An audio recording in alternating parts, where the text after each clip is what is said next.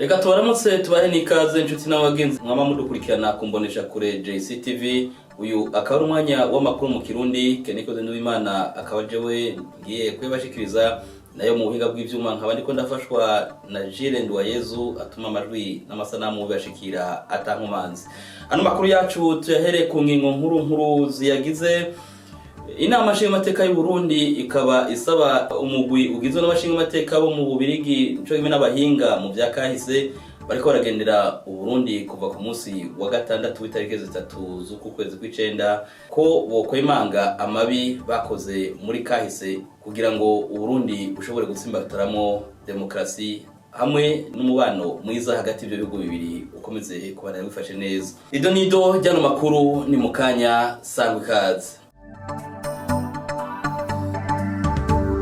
Nkuko narimpeje kuyobwira mu ncamake y'ano makuru, inama nshingamateka y'u Burundi irasaba inama nshingamateka hamwe n'abahinga baje bavuye mu gihugu c'Ububirigi kugira ngo bavugane ibihe bibi byabaye muri KAHISE igihe Ububirigi bwari busanzwe ko burakoloniza u Burundi.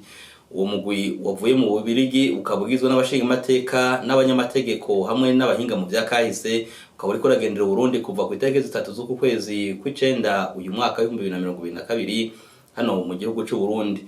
Umukuru n'amashingamateka Daniel Gerazi Ndabira bakaba bivugiye mu kanama bariko baragirana n'uwo mugwi aho yasavye ko bateza kwemanga ivyo bakoze muri KAHISE bibi kandi byasize igikomere kitagira uko kingana mu mitima y'abarundi. Mukuru w'inama nshingamateka y'u Burundi mu gihe cyo kwakira umugwi w'abashingamateka bababiri ushejwe kuraba indyane zatewe n'ubukoroni hagati y'Ububirigi na Republika y'u Burundi. Bagenzi bashingamateka b'igihugu c'Ububirigi, kuri uyu munsi uri hejuru igenekerezo rya gatandatu Nyakanga umwaka w'2022 no munsi utazokwibagirwa mu mateka y'igihugu ca Republika y'u Burundi n'ubwami bw'Ububirigi. Tutibeshe ntawo kwemeza ko uyu munsi wagenwe n'izo mpande zose. Ibi ni Imana yabikoze kubera ko imyaka yari ibaye myinshi cyane. Iki kibazo gihagaze ku matati yaturutse ku bukoroni kandi kitafatiwe ingingo yo gushirwa ahabona. Bene ingorane ntibakiganira amaso mu yandi kugira ngo bavugane ukuri ku vyabaye. Kuva Ababirigi batwara igihugu c'u Burundi mu gihe c'ubukoroni bubaye ubwa mbere ikibazo cega bashoboye kwicara hamwe kugira ngo bavuge ikibazo cyabo imbona nkubone. Nubwo u Burundi bwari bwarasavye imyaka myinshi, ibihetangabo vyinshi, ibisokuru n'ibisokuruza ko ico kibazo cerwa ariko bikananirana, dushimira Imana ko yabukoze uno munsi bikaba. Ibara ryaguye mu Barundi ryo gucurwa bufuni na buhoro n'abanyamahanga bakorotse mu gihugu nk'imvura ya rusama bitwaje inkoho n'amashapure baza basambura imico n'imigenzo myiza byaranga Burundi n'abarundi, baratoteza bene gihugu, babarimamwo amacakubiri, basambura uburongozi bwabo, bica indongozi, batako babiba mu mitima y'abarundi izankano zishingiye ku moko. Abene Burundi basubiranamwo baratabagurana.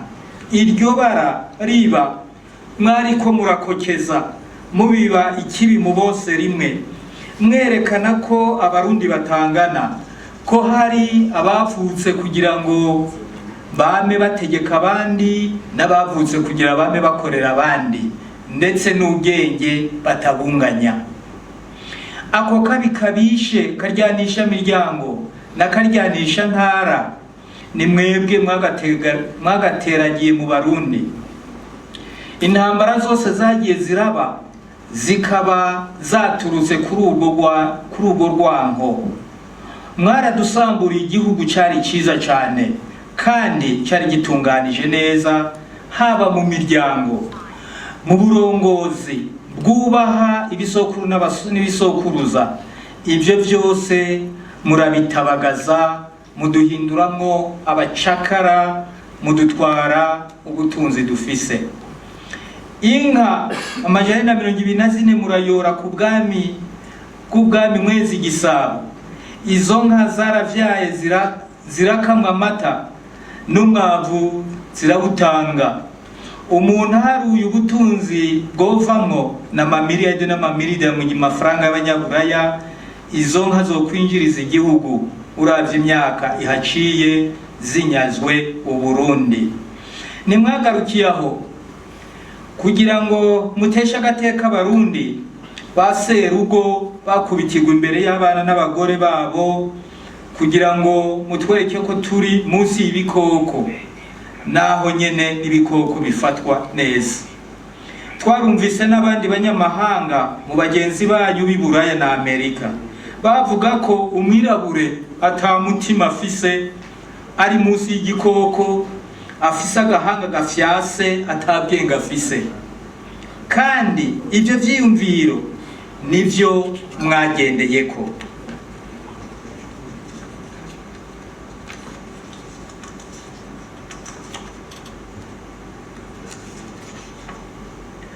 Koko muturaba amaso mu yandi mubona tutari ibiremwa abantu, mubona ko tudafise ubwenge, mubona ko vyari bikwiye ko mudukorera amarorerwa nk'ayo mwadukoreye.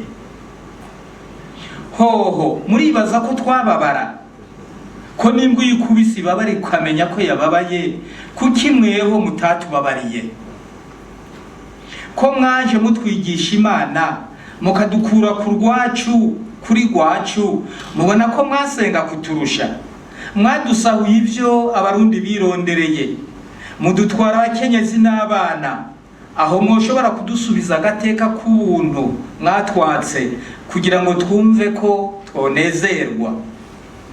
Uno munsi rero ko Imana yabazanye kugira twige ikibazo turaba n'amaso mu yandi, mwigore ntimushavure, mudutunge mutuburane, kuko ntimwoshavura kurusha uwabangamiwe. Mudukundire mwemere tuganire, maze mutubwire ikibagenza, hanyuma mutubwire nimba turi mukuri canke turi mu binyoma. Twumvise ikibagenza, mugabo ntimuratubwira ko ibituriko turavuga ari ukuri canke ari ibinyoma.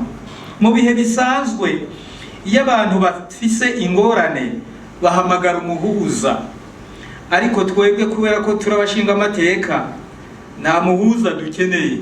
Ni vyiza kubwirana akari ku mutima, akaba arico gituma tugiye kubatega amatwi mutubwire ikibagenza. Twavyumvise bimwe intangamarara, ariko ubwo muzotubwira vyinshi mu bihe biri imbere.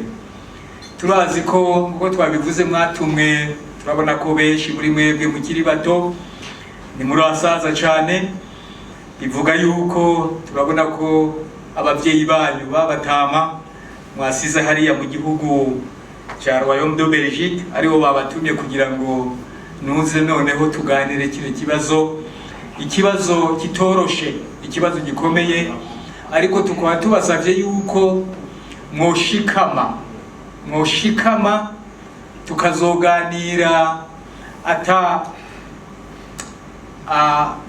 atagukebana, tukaganira atagushikuza birimo, atanukwihuta birimo, kugira ngo tuze dushike kukuri twifuza, ukuri kuzubaka imibano hagati y'ibihugu byacu bibiri, UBUBIRIGI n'UBURUNDI.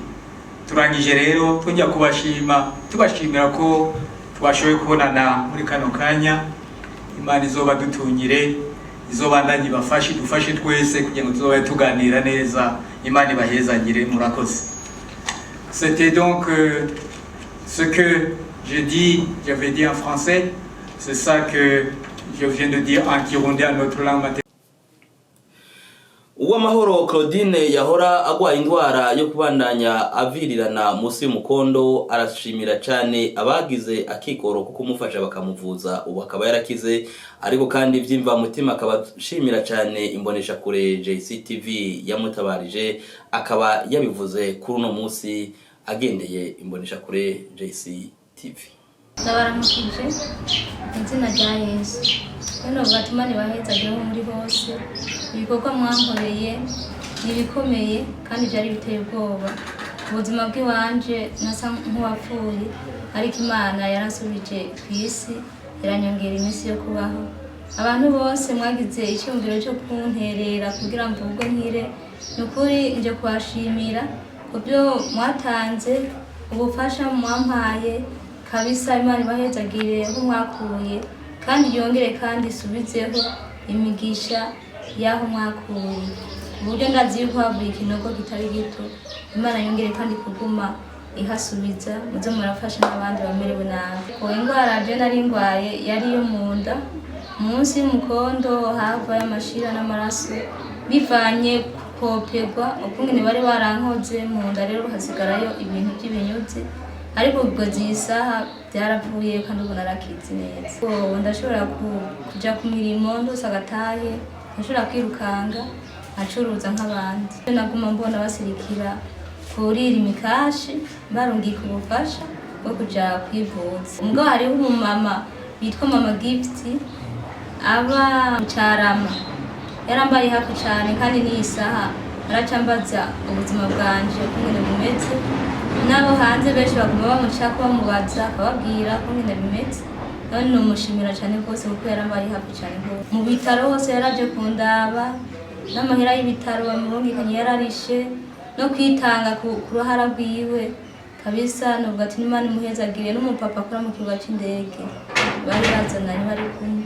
Nukuri jewe ku mafaranga bari basabye zari miliyoni 2.5, ubu barazirishe. Nukuri nkamwe jewe nubabona mu maso sinumva ukungene nobagira, bazoshimirwa n'Imana kabisa. Jewe ndaryohewe rwose kubyo bankoreye by'umwana w'umuntu.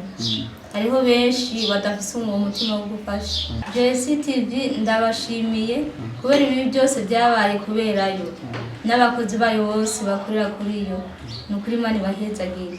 Abenegihugu bo mu ntara Cibitoke mu gisagara ca Cibitoke neza na neza muri quartier ya Karurama barafise imyidogo idasanzwe, aho babujijwe amahoro n'ihinguriro rya Buseko. Abenegihugu bakabamenyesha ko haruhande y'ingwara bandura buri kanya ziturutse kuvyuka by'ihinguriro rya Buseko, bahanzwe kandi n'ikibazo c'abasuma kubera ibimashine bya Buseko birabera ko induru ntibumve, gutyo abasuma bakabaca mu ryahumye bakaza bakugurura bakinjira.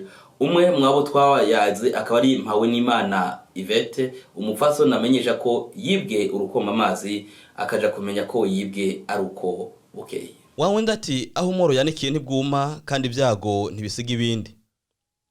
Abenegihugu bo mu gisagara ca Cibitoke cyane cyane abo ku mutumba wa Karurama begeranye n'ihinguriro rya Buseko, haruhande yuko amagara yabo abangamiwe n'ivyuka biva muri iryo hinguriro, abasuma nabo nyene waca bikikika mukiza ko iri mashine bikoreshwa muri iryo hinguriro mu gusya amabuye bikoma induru nyinshi cyane, bigatuma n'umusumaza akinjira mu nzu, ibiryo byose akabisomba, abari mu nzu bose atanumwe abice n'ikanda. Ivyo bikaba biruko mu gihe abo benegihugu basanzwe bugarijwe n'ibigwara bitandukanye biturutse kuri ivyo byotsi bituruka muri iryo hinguriro. Uyu mukenyezi Mpawe n'Imana Yvette aravuga ukuntu abasuma binjiye mu nzu, we n'umufasha wiwe ntihagire n'umwe abica n'ikanda, ibintu byose bagatekera bikagenda. Bakaba basaba ko Buseko nkuko yari yavyemeye mu ntango igitangura iyo mirimo, kuko yaje n'abasanga uyuko yoshira mu ngiro ivyo yemeye, ko bavuga ko ibimashine bikoma induru batazigira bavyinstara, bazoshiraho imashine zitabasakuriza kandi zituma ngo abantu babana neza n'iryo hinguriro. Yamara ibintu bikaba byarahindutse, ukiri ku birometero byaba 5 gusa kugira ushikire umugwa mukuru w'intara Cibitoke ukaba wakigwa n'ugwamo ivyo bimashine bya Buseko. Uno muhindo wa Buseko utuma ibintu byose byo mu nzu barabitumazeko, n'umuntu yoza ugasanga bamukuye no kuburira ryamye ko bamushize hasi, bivanye nuko bisunga no muhindo. Igisagara cyose baraza bakamanza bakatwugarana kugira ngo ntihagire ubutabara mugenzi we mu kwiba umuntu. Baraza bakatugarana twese imiryango babakikije kugira babashe kwiba neza atawoza gutabara. Rero n'uyu muhindo vrema uratuma nta kintu kimwe tugisigaje mu nzu, kuko bamaze kutumenyera bisunga iyi nduru ya Buseko, natwe nta kintu bishobora kumva.